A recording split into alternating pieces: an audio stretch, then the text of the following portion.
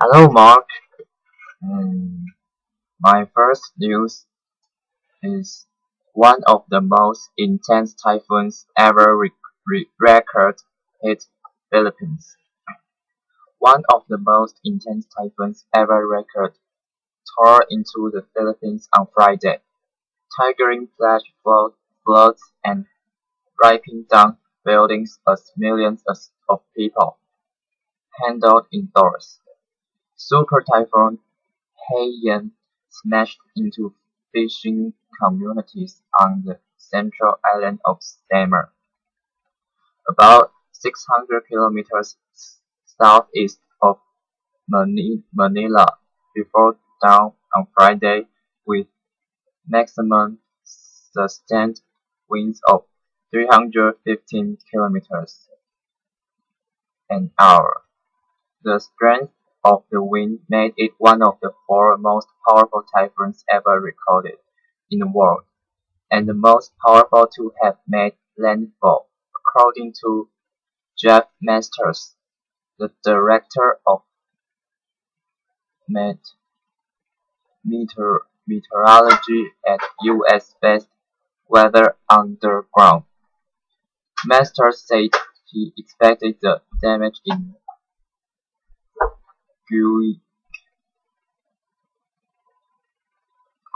Guiwon, the fishing town of about 40,000 people that was the first to be hit after Haiyan swept in from the Pacific Ocean to be catastrophic. Perhaps the greatest wind damage any city on Earth has endured from a tropical cyclone in the past century, Masters wrote on his blog for the weather monitoring website at www.wonderground.com.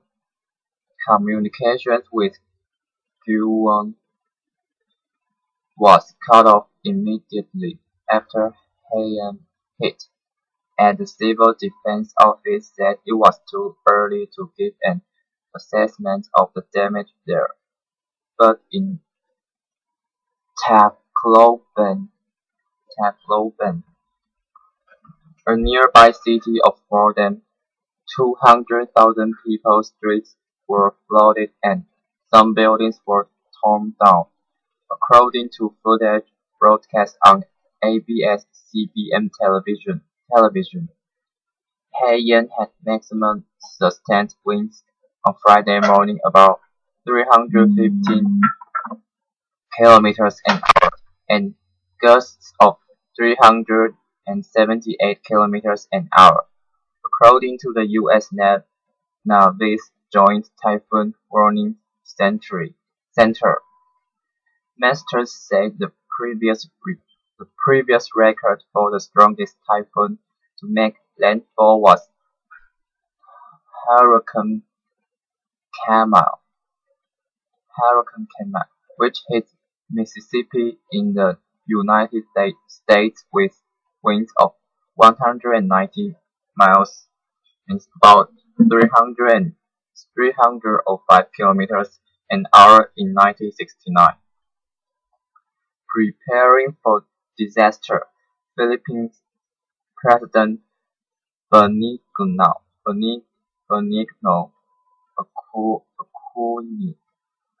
Aquino on Thursday warned his countrymen to make all possible preparations for Haiyan. To our local officials, your constituents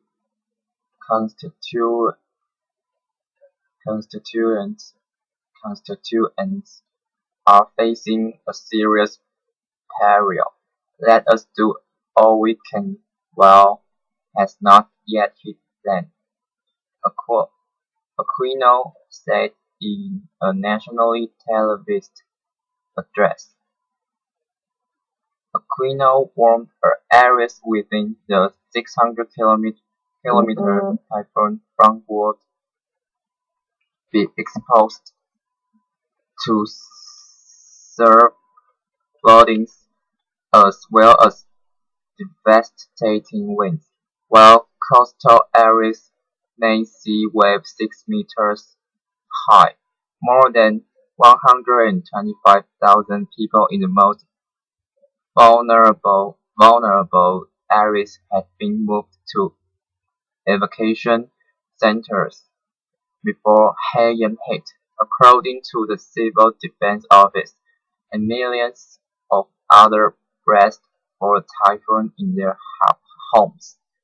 Authorities said schools in the storm's path were closed, ferry services suspended, and fishermen ordered to secure their vessels. In the capital of Manila, which was on the northern edge of typhoon's path, many schools were closed amid forecasts of heavy rain. Philippines airplanes, Cebu Pacific, and other carriers announced the suspension of hundreds of flights, mostly domestic, but also some international. State meteorologist Romeo Cagelis said on Friday that Haiyan was traveling quickly at 39 kilometers an hour and would travel across the country towards the South China Sea throughout Friday. One particular vulnerable area in Haiyan's path was the central island of Bohol. The ep- epicenter of a 7.1 magnitude earth- earthquake last month and killed 222 people. At least 5,000 survivors were still living in tents of Bohu, and they were moved to schools that had been turned into evacuation centers. Other danger zones were the port cities of Cagayan, the Oro, Ouro, and Ligan on the South Island of Mindanao, where flash floods induced by tropical storm Washi killed more than 1,000 people in December 2011. The Philippines is battered by an average of 20 major storms of typhoons each year, many of them deadly. The country also suffered the world's strongest storm of 2012, when Typhoon Bopha left about 2,000 people dead or missing on Mindanao Island in December. The government and some scientists have said climate change may be increasing the ferocity and frequency of the storms. Master said warm waters of the Pacific Ocean were an important reason for the strength of Haiyan. It had very warm waters and extended to great depth, and favorable upper-level winds that acted to ventilate the storm, allowing large amounts of air to get stuck in near the surface and get carried away. He wrote in an email to AFP, but Masters said it was premature to blame climate change for Haiyan. The historical record of typhoons and hurricanes is too short and of too low quality to say if climate change may have played a role, he said. Okay, my next topics. Russian fireball shows meteorite may be bigger. Scientists studying the terrifying meteor that exploded without warming over a Russian city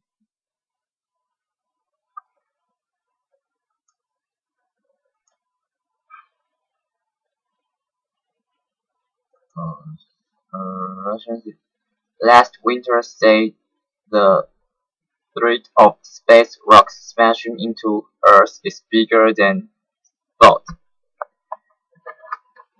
Meters about the size of one that drifted through the sky at 42,000 mph and burst over Chelyabinsk in Friday, and once even larger and more dangerous, and probably 4, 5, or even 7 times more likely to hit the planet than scientists believed before the fireball, according to 3 studies published Wednesday in the journals Nature and Science. That means about 20 million space rocks the size of the Chelyabinsk one may be zipping around the solar system instead of 3 million. NASA scientist Paul Coder said at a news conference.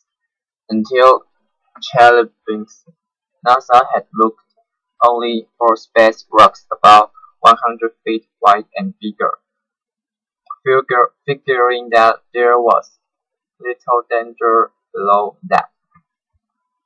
This meteor was only 62 feet across but burst with force of 40 Hiroshima-type atom bombs. Hiroshima-type atom bomb. Scientists say its shock wave shattered thousands of wings, and its flash temporarily blinded 70 people and caused dozens of skin-peeling sunburns just after dawn in icy Russia. More than 1,600 people in all were injured. Up until then, scientists had figured a meteor causing an airburst like that was a once-in-150-years event, based on how many space rocks had been identified in orbit. But one of the studies now says it is likely to happen once every 30 years or so, based on how often these things are actually hitting. By readjusting how often these rocks strike and how damaging even small ones can be, those two things together can increase the risk by an order of magnitude, said Mark Bothlow, a Sandia National Lab scientist co-author of one of the studies. Lindley Jensen, manager of NASA's Near-Earth Object Program, which scans the heavens of dangerous objects, said the space agency is increasing what size rocks can to look for and how often they are likely to hit. In addition, NASA this fall reacted a dormant orbiting telescope called WISE specifically to hunt for asteroids, Johnson said, and the agency is expanding ground-based sky searches. At the same time, NASA and the Federal Emergency Management Agency are looking into the need for evacuations in the case of an asteroid headed for Earth and how to keep the public informed without scaring people. Those issues came up after the two agencies quietly held a disaster drill last spring in Washington that was meant to simulate what would happen if a space rock slightly bigger than the Chelyabinsk returned to East Coast. During the drill, when it looked as if the meteor would hit just outside the nation's capital, experts predict 78,000 people could die. But when the marked meteor ended up in the ocean, the fake damage feathered a 49-foot tsunami and shortages of supplies along the East Coast, according to an after-action report obtained by the Associated Press. The exercise and the studies show there's a risk from smaller space rocks that strike before they are detected, not just from the giant. Long seen in advance was once like in the movie Armageddon, said Bill Eller, a space debris expert at the Aeroscape Corporation who helped coordinate the drill. The biggest hazard from asteroids right now is the city-busting airbursts, not the civilization-busting impacts from 1 kilometer the 1 kilometer diameter objects that has so far been the target of the astronomical surveys.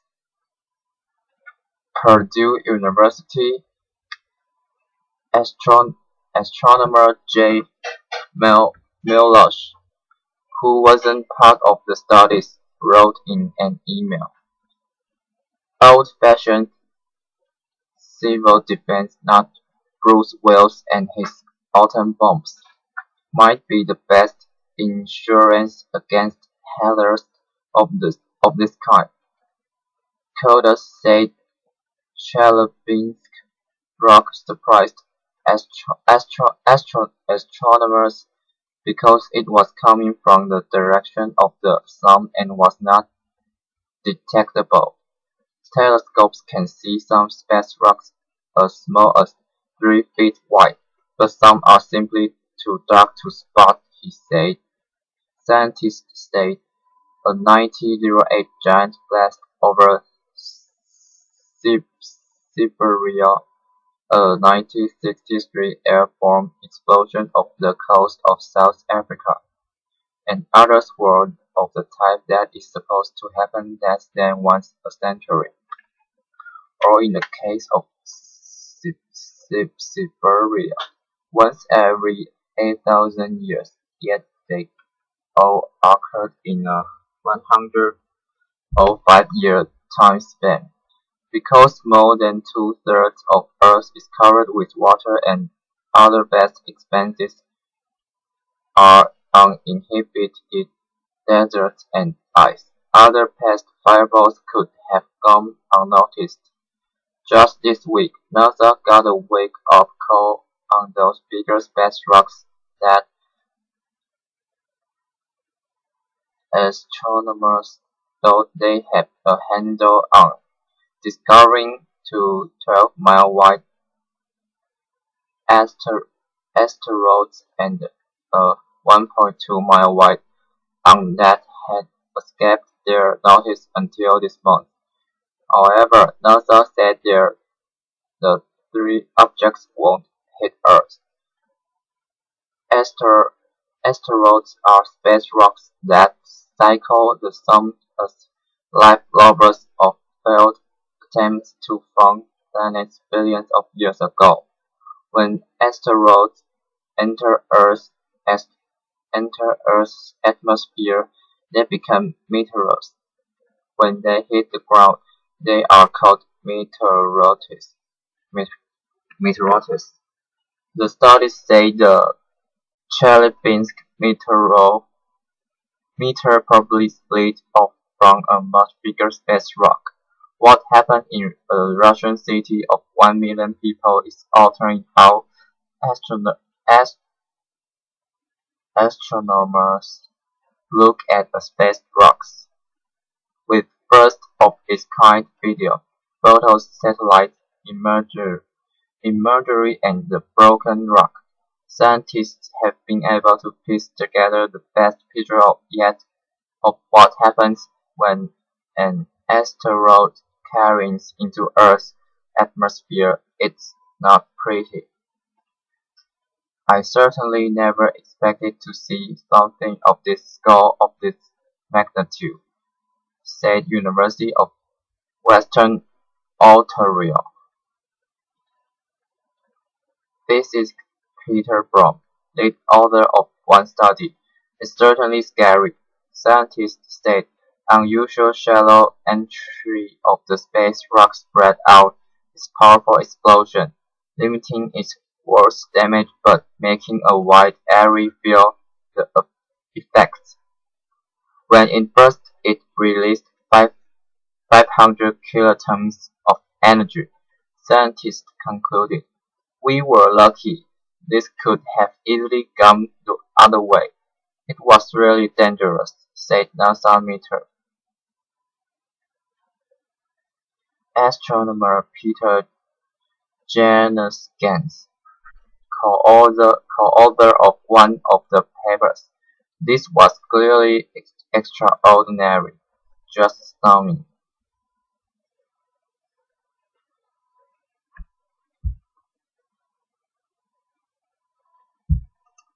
My next topic is Too Fat to Fly.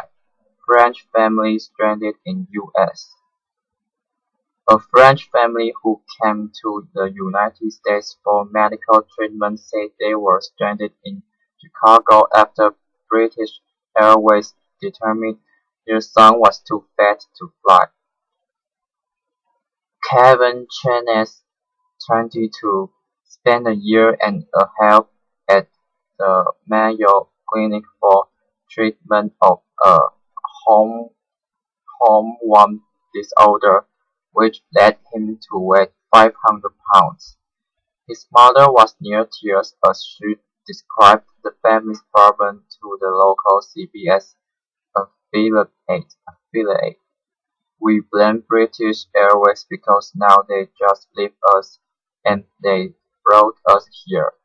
Christina Chenas told the station. If they could bring him here with that problem in economy, there was a way to take him back by economy but just get him back home for his medical treatments to continue. The family spent a week in an airport hotel trying to resolve the matter and running out of money. It described their only option is to take a train to New York and across the Atlantic on the Queen Mary cruise ship. Kevin Chenez requires round-the-clock oxygen and medical attention. I'm sure a lot of big people like me or bigger cannot travel because they have the same problem, he told the station. Head hanging down as I sat up in bed. This time, before leaving, I knew something would go wrong. A British Airways spokesperson told AFP that its customer service team worked diligently to find a solution. We will always try to accommodate someone if it's possible and so safe to do so. Caroline Timmons wrote in an email. Unfortunately, it is not possible to safely accommodate the customer on any of an aircraft and the family has been offered a fuel refund. The airplane said it provides hotel accommodation for the families along with guidance and support to help explore other travel options. A spokeswoman for the French consulate told AFP it attempted a mediation with British Airways, but the position of the airline is firm on the security issue. It has provided a family with the names of two lawyers who may be able to help. The Chenna's family did not immediately return requests for comment.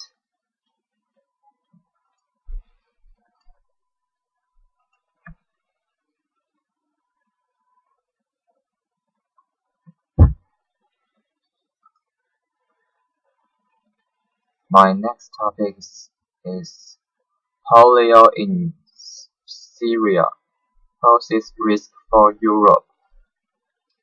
An outbreak of polio in Syria poses a threat to Europe, where the creeping and potentially fatal disease was declared eradicated in 2002, doctors warned on Friday. Europe exposed because some countries have low rates of in, inoculation, which lowers herd immunity or protection through community-wide vaccination. A pair of German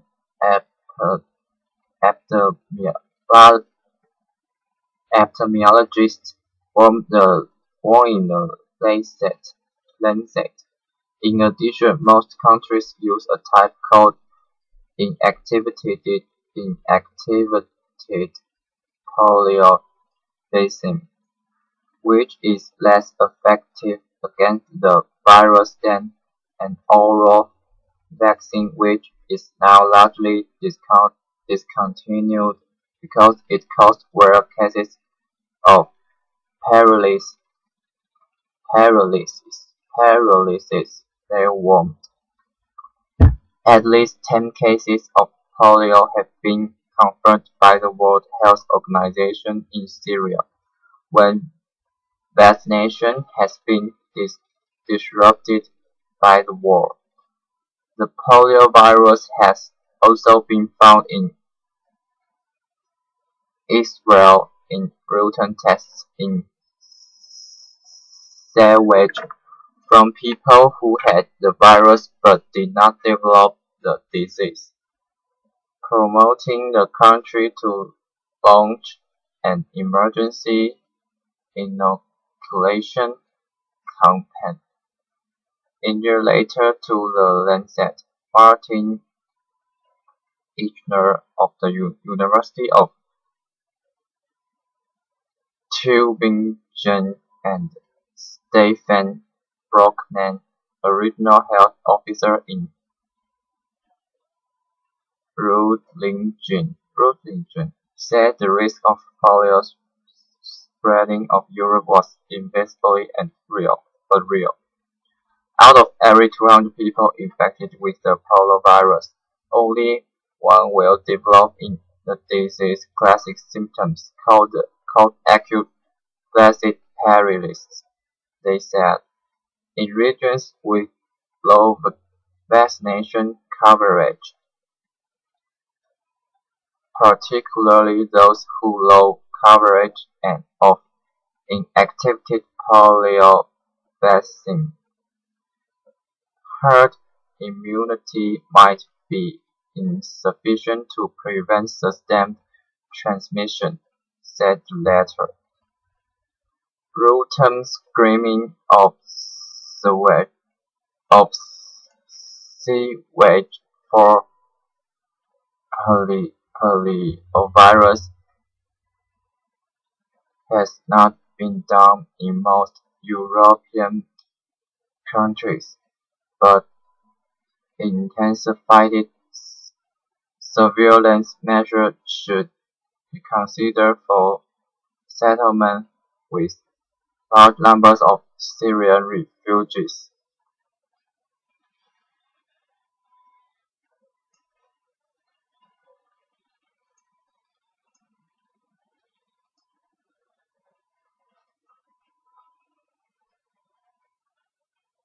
My next topic is the day Abraham Lincoln was elected president. On November 6, 1860, voters in the United States went the polls in an election that ended with Abraham Lincoln as president, in an act that led to the Civil War.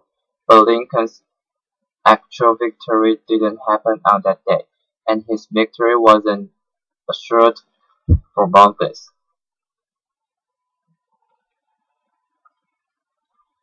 Lincoln was the candidate of the newly created Republican Party, which officially wanted to limit the expansion of slavery. The rival Democrats had split into two factions, with Steve Douglas and John Breckinridge running against Lincoln, and another new party, the Constitutional Union Party, also fielding a candidate. Lincoln was home in Springfield, Illinois, awaiting news of the national vote. He needed a majority of votes in the Electoral College to win the election. It was assumed he would have the most popular vote because of the GOP's strength in the North and the West, but was also assured of not have a majority of the popular vote. Based on previous warnings from southern states, it was expected that at least 7 states would take steps to leave the Union, and when Lincoln was elected, and well before he was inaugurated as president in March 1861 on the New York Times Disunion blog. Here is a detailed depiction from Jamie Malinowski of the sense of Springfield as news of the national vote drove in. Lincoln and his team handled in a telegraph office waiting for the key results from New York and Pennsylvania. The advisors passed the floorboards, jumping at every eruption of the rapid clicking of Morris' machine, while the nominee parked on the couch, seemingly enlist with either outcome awaiting him, said Malinowski. Shortly before 2 a.m., Lincoln's election was confirmed in a telegram from New York, as well-public celebration stated. Lincoln calmly walked home, told his wife he had won the election, and he turned in for the evening. But the South secessionists cast a pall over the upcoming Electoral College voting process. What if the southern states refused to take part in Electoral College? Or what if an unfair unified front to avoid secession could convince enough faithless electors to switch sides to derail the election? Lincoln expert Howard Hauser detailed a problem in an essay for the Gilder Lehrman Institute. Lincoln and his inner circle worried the Democratic electors might yet unify around a single candidate, or worse, the publicans worried about secession might themselves look for alternatives to Lincoln. Hauser said, in fact, several New York publications Republicans did suggest dumping Lincoln in order to save the Union. And what if the Southern states boycotted the uh, Electoral College? If these states did not participate in the traditional process, could the Electoral College proceed? What would constitute a quorum?